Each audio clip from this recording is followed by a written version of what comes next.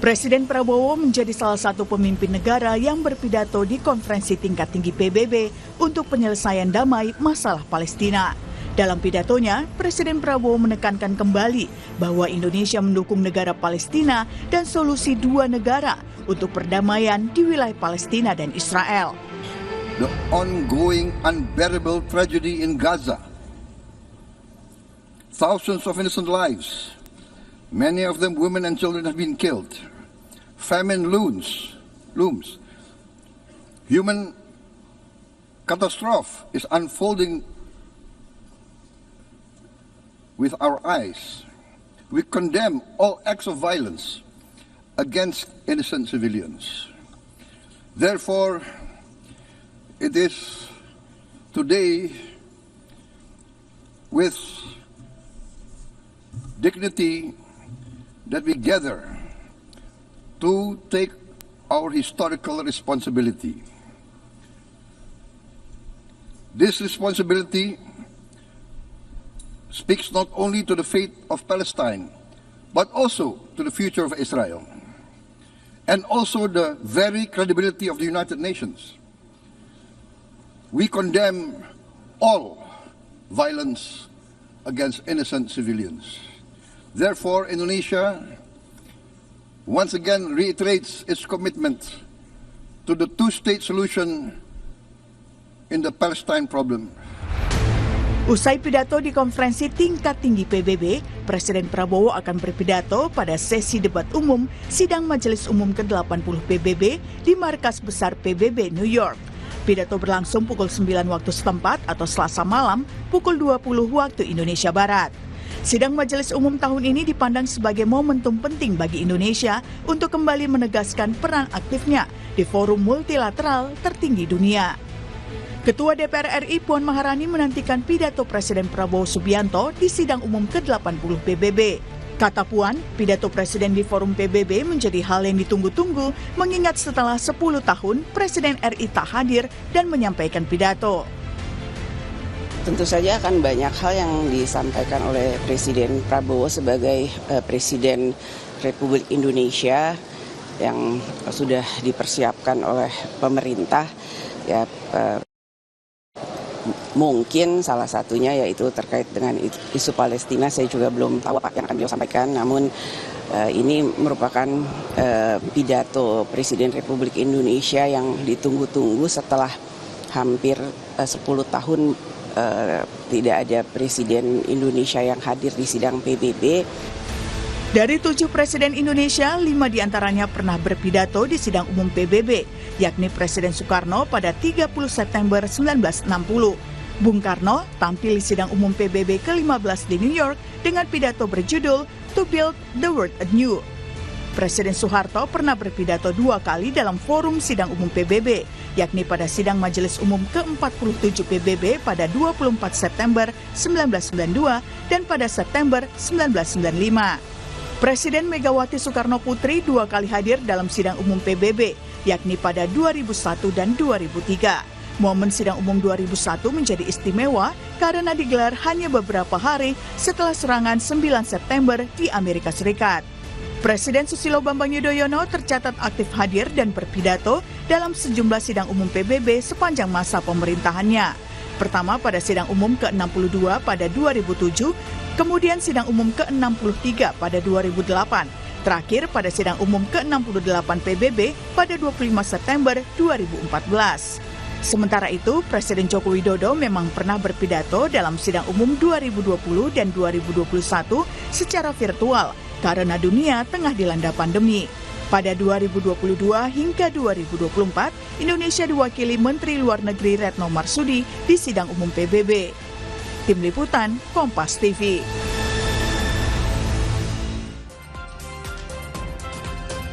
Presiden Prabowo menjadi salah satu pemimpin negara yang berpidato di konferensi tingkat tinggi PBB untuk penyelesaian damai masalah Palestina. Pidato dan keterlibatan langsung Presiden Republik Indonesia dalam konferensi tingkat tinggi dan sidang Majelis Umum ke-80 PBB tentu menjadi yang ditunggu-tunggu setelah absen selama 10 tahun di kepemimpinan Joko Widodo. Apa yang bisa dicermati dari peran Indonesia dalam sidang umum PBB? Kita akan bahas bersama dengan sejumlah narasumber yang sudah hadir melalui sambungan daring. Sudah ada Guru Besar Hukum Internasional dari Universitas Indonesia, Profesor Hikmahanto Juwana. Kemudian ada anggota Komisi 1 DPR RI dari fraksi PKB, Oleh Soleh, dan pengamat Timur Tengah Hasibullah Sastrawi. Selamat pagi, Assalamualaikum Bapak-Bapak, kabar baik semuanya, sehat? Baik, selamat pagi. Selamat pagi Mbak Adisti. Oke, saya mau ke Pak Hikmahanto dulu. Pak Hikmahanto, ini kan menjadi momen yang ditunggu-tunggu begitu ya di dunia internasional dan juga di Indonesia pastinya setelah absen 10 tahun begitu. Yang paling aktif kalau kita tadi lihat tarik ke belakang adalah Presiden Susilo Bambang Yudhoyono. Jadi seberapa penting sebenarnya momen Presiden Indonesia, Republik Indonesia, utamanya adalah Presiden Prabowo Subianto untuk memberikan pidato dalam sidang majelis umum PBB ke-80 hari ini, Prof. Hik. Ya, menurut saya sangat penting ya. Kenapa penting? Karena geopolitik pada saat ini sedang tidak baik-baik saja. Dan dalam konteks geopolitik ini sekarang ada kekuatan-kekuatan yang menggunakan kekuatan itu secara tidak bisa dikendalikan oleh negara-negara lain maupun Perserikatan Bangsa-Bangsa. Jadi ini sangat penting. Dan yang kedua, dunia sedang menanti negara yang memang politik luar negerinya adalah bebas aktif. Karena dunia tahu bahwa kalau kekuatan yang katakanlah mencoba untuk mendamaikan dunia itu tidak mungkin lagi karena negara-negara sudah punya pemikiran yang negatif gitu ya. Misalnya kita bicara soal Amerika Serikat, sulit untuk kita berharap pada Amerika Serikat kalau bicara perang di Gaza. Demikian juga kalau misalnya terkait dengan perang dagang yang ada sekarang, kalau kita percayakan kepada Cina yang sangat besar, itu juga akan sangat sulit. Jadi dunia saat sekarang ini membutuhkan figur negara yang memang dia menganut politik luar negeri seperti Indonesia, bebas aktif, mereka tidak akan berpihak, tetapi sangat aktif dalam memunculkan ide-ide seperti itu. Pertanyaan selanjutnya, apa yang bisa dilakukan oleh Presiden Prabowo Subianto dalam pidato di sidang Majelis Umum PBB ke-80 ini? Saya berharap bahwa Bapak Presiden bisa menyampaikan pidato walaupun 15 menit yang menggelegar, yang kemudian itu nantinya akan diteruskan oleh masyarakat dunia melalui sosial media, melalui juga transkripnya, media-media dan lain sebagainya. Ini yang saya harapkan sehingga ketika Bung Karno menyampaikan pidato The World Build Anew gitu ya, Build a World Anew itu kan pada saat itu dunia sedang dihadapkan pada kolonialisme itu tidak ada. Negara-negara yang baru merdeka itu dapat punya eksistensi dan bisa berperan di dalam kancah internasional. Nah, dalam konteks yang sekarang Bapak Presiden juga menghadapi hal yang sama. Jadi ini kalau misalnya menggelegar, ini sangat luar biasa. Sebenarnya menggelegar itu sebenarnya 3 hal. Pertama adalah Bapak Presiden menyuruhkan agar perang harus selesai. Perang harus selesai. Baik itu di Ukraina maupun di Gaza, ya harus selesai. Kedua, dalam konteks multilateralisme sekarang ini, maka negara-negara jangan menggunakan hukum internasional sebagai pembenar dari tindakannya, tetapi menggunakan hukum internasional sebagai tata kelola dunia menuju pada ketertiban. Ya, jadi tidak menggunakan hukum internasional sebagai justifikasi. Dan yang terakhir adalah isu Palestina. Bagaimana Palestina tidak kemudian menjadi perhatian dunia karena yang terjadi di sana bukanlah lagi hak untuk membela diri dari pihak Israel, tetapi sudah seperti Bapak Presiden katakan dalam KTT tentang Palestina, merupakan suatu tindakan yang di luar kemanusiaan, kekejaman, dan ini mengarah kepada genosida dan ethnic cleansing. Seperti itu. Seberapa besar dampak dari pidato seorang Presiden Prabowo Subianto untuk bisa menunjukkan posisi strategis Indonesia di mata internasional, utamanya soal penghentian perang, dalam hal ini ada gencatan senjata, genosida yang terjadi di Gaza, Palestina, termasuk juga yang terjadi di Ukraina. Seberapa besar dampak pidato seorang Presiden Prabowo Subianto bisa memengaruhi negara-negara besar untuk bisa sama-sama bergandeng tangan untuk bisa mendorong adanya gencatan senjata? Ya, kalau menurut saya ini tidak hanya berhenti pada pidato yang 15 menit. Tetapi Bapak Presiden perlu melakukan apa yang disebut sebagai shuttle diplomacy. Diplomasi di mana beliau sangat aktif untuk mencoba mendamaikan negara-negara dengan berpergian ke negara-negara tersebut. Kita tahu Bapak Presiden ini beliau sangat mudah untuk mengontak pimpinan dari negara lain, menelpon Perdana Menteri, Presiden tanpa ada halangan. Bahkan beliau juga bisa datang dalam waktu sekejap. Ingat kemarin pada waktu di Doha dilakukan serangan. Setelah itu beliau terbang langsung ke sana, memberikan penguatan, ya.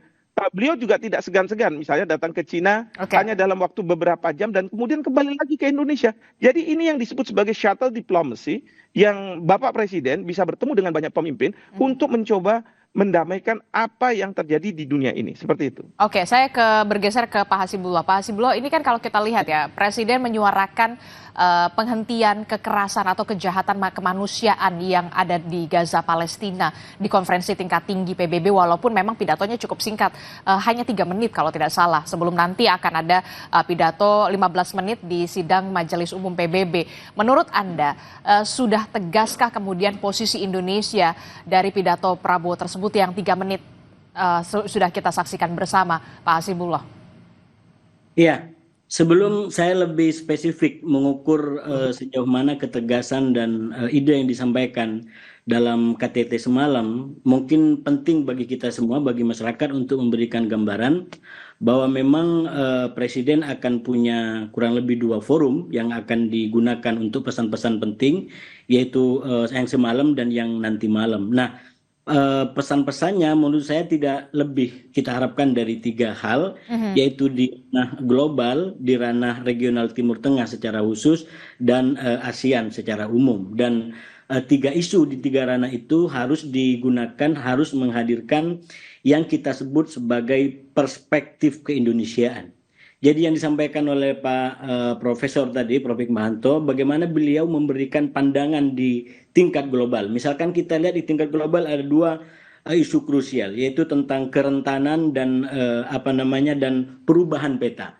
Nah ini kan berarti dibutuhkan adanya ide keindonesiaan di ranah itu. Jadi misalkan bagaimana konstitusi kita berbicara tentang perdamaian abadi misalkan.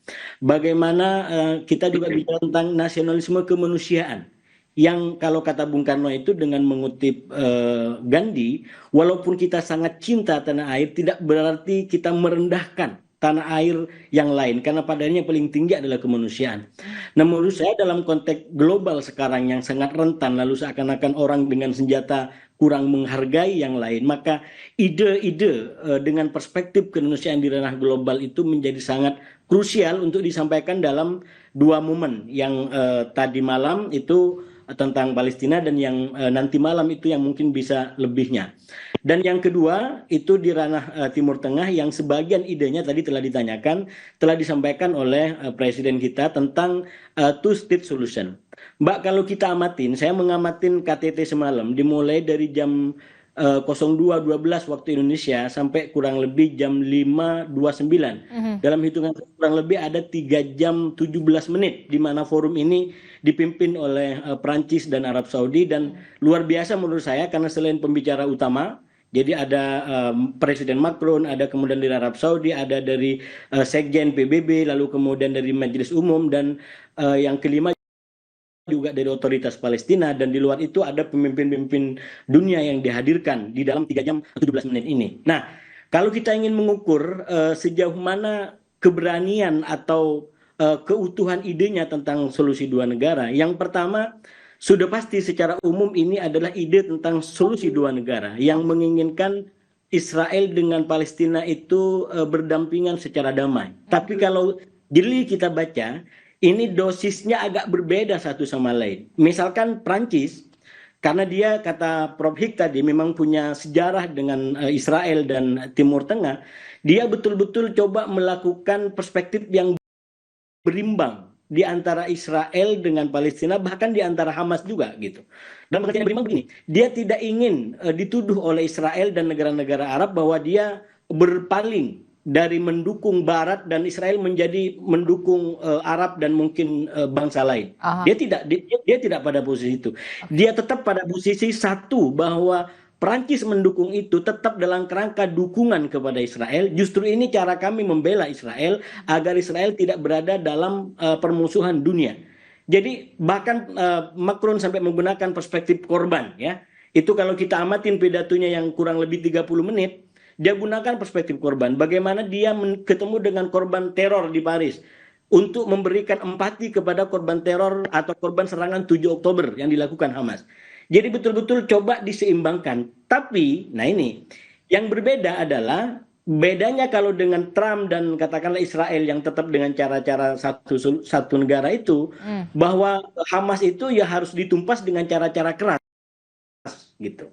Nah kalau Prancis itu justru Hamas harus ditumpas tapi dengan memberikan harapan kepada warga Palestina. Sama-sama anti Hamas. Tidak ada yang mendukung Hamas ini bahkan secara umum termasuk di negara Arab itu juga anti Hamas gitu. Karena Hamas dianggap sebagai cara-cara kekerasan. Cuman volumenya itu menurut saya diatur sedemikian rupa oleh para pimpinan sesuai dengan politik luar negerinya. Nah, tapi kemudian yang jadi pertanyaan saya selanjutnya adalah begini, mengapa kemudian tampaknya negara-negara sekutu dari Amerika, sekutu dari Israel juga kemudian walaupun Anda mengatakan tidak terlalu signifikan, tapi berbalik untuk mengakui kedaulatan, kemerdekaan Palestina. Apa menjadi penyebabnya sebenarnya? Saya sebenarnya masih mau melanjutkan posisi politik Indonesia. Karena bagi saya disampaikan Pak Prabowo juga ditakar sesuai dengan posisi politik luar negeri kita, yaitu yang disampaikan bahwa kami akan segera mengakui kemerdekaan Palestina manakala Israel manakala Palestina sudah merdeka. Jadi dia juga tidak pada pikiran kami mendukung Palestina memusuhi Israel, bukan. Jadi tetap pada pikiran solusi dua negara, tapi memang takarannya beda-beda sesuai dengan konteks politik nasional masing-masing negara. Nah, menjawab pertanyaan terakhir tadi, kenapa kok negara-negara Eropa berubah seperti ini? Sebenarnya lagi-lagi kalau diamatin dari pernyataan para pemimpin sejauh ini ada dua faktornya. Yang pertama adalah faktor sejarah yang tadi juga telah disampaikan oleh Prof. Hik. Dan Presiden Macron bahkan juga menjelaskan sama sekali bahwa sangat jelas bahwa beliau sampaikan kami 48 sudah mendukung bagi upaya untuk membentuk dua negara, yaitu negara Yahudi dan negara Arab. Sekarang negara Yahudi sudah terbentuk, yang Arab yang nggak terbentuk bagi kami, dan hari ini kami ingin melunasi janji itu. Itu kalau nggak salah disampaikan oleh beliau kurang lebih ke sana. Jadi ini kayak semacam hutang sejarah walaupun diakui terlambat, ya, tapi nggak ada kata terlambat dalam upaya kebaikan. Kurang lebih begitu yang disampaikan oleh Presiden Macron. Dan yang kedua yang saya amatin adalah kenapa akhirnya negara-negara Eropa, negara Barat ini balik badan, karena sekali lagi yang dilakukan oleh Israel itu telah melanggar berbagai macam ketentuan hukum internasional, berbagai macam hukum kemanusiaan yang itu menjadi pijakan peradaban modern terutama bagi negara-negara Eropa. Jadi justru kalau negara-negara Eropa seperti Prancis, seperti Inggris, Australia tidak berteriak dengan penistaan terhadap kemanusiaan seperti dilakukan oleh Israel, menurut saya mereka akan kehilangan pijakan atau fundamen peradabannya. Mereka tidak lagi bisa menyandang sebagai peradaban modern yang digagas dengan ide-ide kesetaraan dan kemanusiaan tadi. Dan persis disitulah menurut saya Eropa hari ini mencoba memimpin kembali dunia melalui komitmen dan keberpihakan mereka kepada yang kita sebut sebagai perdamaian dan kemanusiaan yang setara bagi banyak bangsa di dunia ini. Oke, saya bergeser ke Pak Oleh Soleh dari Komisi 1 DPR. Pak Oleh, tadi kalau disebutkan Prof. Hikmahanto dan juga Pak Hasibullah mengatakan salah satunya adalah pidato yang menggelegar, memberikan dampak yang signifikan begitu ya, efek yang cukup mengejutkan begitu dalam pidato yang kita tahu sudah absen sudah 10 tahun. Nah, kalau dari Komisi 1 DPR Golkar sendiri. Apa sebenarnya pidato yang benar-benar dinantikan dari seorang Presiden Prabowo Subianto di momen sidang Majelis Umum PBB ini? Tentu rakyat Indonesia menginginkan bahwa Pak Presiden terus menggelorakan dengan begitu menggelegar juga ya di sidang umum PBB nanti. Karena memang pada dasarnya kegelisahan dan keinginan damainya di Gaza, di Palestina ini juga dinantikan oleh rakyat Indonesia.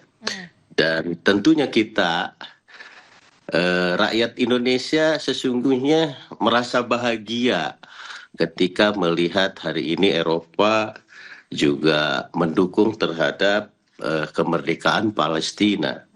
Hari ini 149 negara sudah mengakui kemerdekaan Palestina.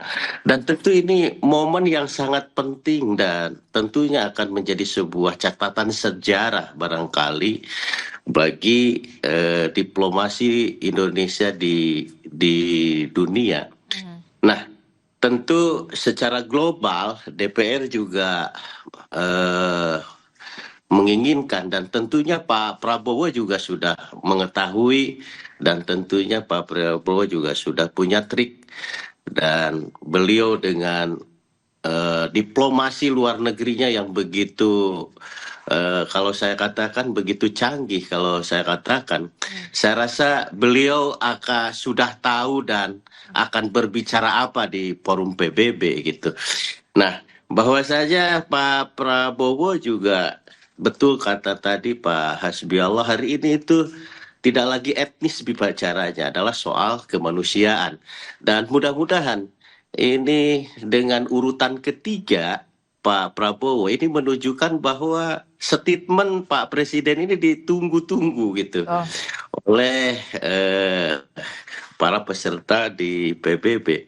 Nah, saya harap bahwasanya statement Pak Presiden ketika 2 bulan yang lalu kalau tidak salah bahwa akan mengakui Israel jika memberikan Palestina, saya rasa ini juga mungkin bisa jadi solusi pembahasan bagaimana agar terciptanya daripada kemerdekaan Palestina yang nyata 100%.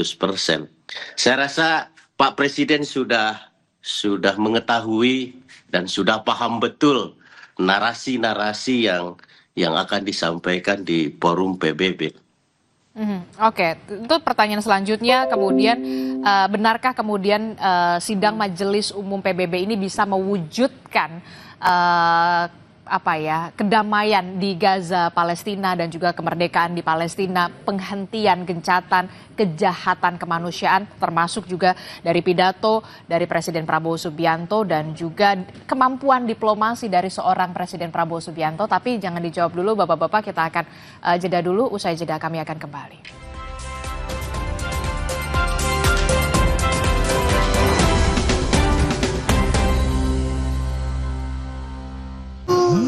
Sakit kepala? Minum Paramex. Gue andalan nih. Paramex cepat kerjanya, gak pakai lama. Cepat reda. Senyum lega menghiasi wajah para siswa dan guru SMK Negeri 1 Konawe Utara ketika PLN Unit Induk Pembangunan Sulawesi melalui program tanggung jawab sosial dan lingkungan meresmikan bantuan laboratorium TIK di sekolah mereka. Kini, deru sepeda motor dan mobil yang dulu membawa rombongan siswa ke sekolah lain tak lagi terdengar. Digantikan suara klik mouse dan ketikan keyboard menandai awal babak baru pembelajaran TIK di SMK Negeri 1 Konawe Utara. Dalam rangka mendukung peningkatan kompetensi dan kemandirian masyarakat, PT PLN Persero Unit Induk Pembangunan Sulawesi melalui UPP Sultra memberikan bantuan pelatihan dan sertifikasi Satpam Kualifikasi Garda Pratama kepada warga di Kabupaten Konawe Utara. Bantuan pelatihan dan sertifikasi ini merupakan bagian dari implementasi prinsip Environmental, Social and Governance atau ESG PLN, khususnya dalam mendukung SDGs nomor 4 yaitu pendidikan berkualitas. PLN UIP Sulawesi bersama Gubernur Sulawesi Tengah telah meresmikan infrastruktur ketenaga listrikan pertama di Morowali. Dengan beroperasinya infrastruktur ini, total pelanggan PLN yang berada di Provinsi Sulawesi Tengah mencapai angka sebesar 1.030.695 pelanggan atau setara 18% dari total jumlah pelanggan PLN di Pulau Sulawesi. Dengan total serapan daya listrik rata-rata per bulan sebesar 210,56 MW. PLN percaya bahwa akses terhadap teknologi adalah salah satu kunci penting dalam meningkatkan mutu pendidikan. Maka dari itu, PLN UIP Sulawesi menghadirkan program bantuan penunjang pembelajaran TIK di Sulawesi Tenggara yang diharap dapat menjadi jalan untuk melahirkan generasi penerus bangsa yang cerdas, adaptif, dan siap menghadapi tantangan global menuju masa depan yang lebih maju dan inovatif.